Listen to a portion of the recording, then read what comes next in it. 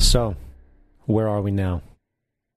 September 11th was the jumpstart for what is now an accelerated agenda by the ruthless elite. It was a staged war pretext no different than the sinking of the Lusitania, the provoking of Pearl Harbor, and the Gulf of Tonkin lie. In fact, if 9/11 wasn't a planned war pretext, it would be an exception to the rule. It has been used to launch 2 unprovoked illegal wars, one against Iraq and one against Afghanistan. However, 9/11 was a pretext for another war as well, the war against you. The Patriot Act, Homeland Security, the Military Tribunals Act, and other legislations are all completely and entirely designed to destroy your civil liberties and limit your ability to fight back against what is coming. Currently in the United States, unannounced to most brainwashed Americans, your home can be searched without a warrant, without you being home. You can in turn be arrested with no charges revealed to you, detained indefinitely with no access to a lawyer, and legally tortured, all under the suspicion that you might be a terrorist. If you need a painted picture of what is happening in this country, let's recognize how history repeats itself. In February 1933, Hitler staged a false flag attack, burning down his own German parliament building, the Reichstag, and blamed it on communist terrorists. Within the next few weeks, he passed the Enabling Act, which completely eradicated the German Constitution, destroying people's liberties. He then led a series of preemptive wars, all justified to the German people as necessary to maintaining homeland security.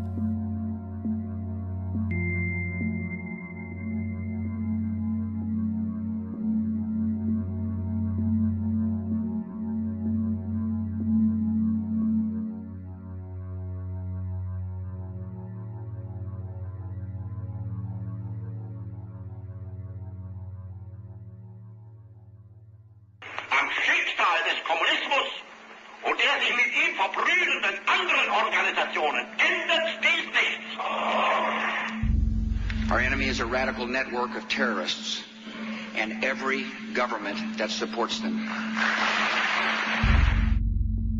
It's time to wake up. The people in power go out of their way to make sure that you are perpetually misled and manipulated. The majority's perception of reality, especially in the political arena, is not their own. It is shrewdly imposed upon them without them even knowing it. For example, the public at large actually believes the invasion of Iraq is going badly, as sectarian violence doesn't seem to stop. What the public fails to see is that the destabilization of Iraq is exactly what the people behind the government want. This war is to be sustained so the region can be divided up, domination of the oil maintained, continual profits reaped for the defense contractors, and most importantly, permanent military bases established to be used as a launching pad against other oil-bearing, non-conforming countries such as Iran and Syria. For further implication that the civil war and destabilization is purely intentional, in 2005, 2 elite British SAS officers were arrested by Iraqi police after being caught driving around in their car shooting at civilians while dressed up as Arabs. After being arrested and taken to a jail in Basra, the British Army immediately requested the release of these men. When the Basra government refused, British tanks came in and physically broke out the men from the Basra prison. If you wish to destroy an area, how do you do it? Well, there are 2 ways. You can go in there and bomb it and so forth, but that is not very efficient. What you do is you try to get the people in that area to kill each other and to destroy their own territory, their own farms. And that's what's been done in that area.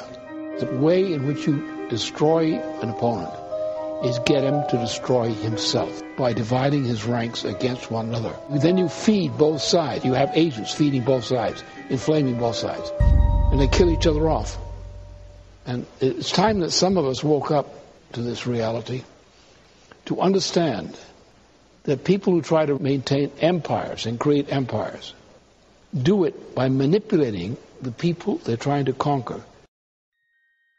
You might want to ask yourself why the entire culture is utterly saturated with mass media entertainment from all sides, while the educational system in America continues its stupefying downward slide since the U.S. government decided to take over and subsidize the public school system. What your government pays for, it gets.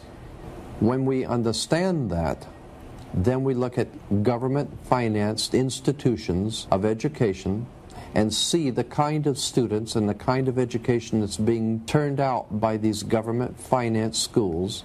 Logic will tell you that if what is being turned out in those schools was not in accord with what the state and the federal government wanted, then it would change it. The bottom line is that the government is getting what they have ordered. They do not want your children to be educated. They do not want you to think too much. That is why our country and our world has become so proliferated with entertainments, mass media, television shows, amusement parks, drugs, alcohol, and every kind of entertainment to keep the human mind entertained so that you don't get in the way of important people by doing too much thinking. You had better wake up and understand that there are people who are guiding your life and you don't even know it. We're in a lot of trouble.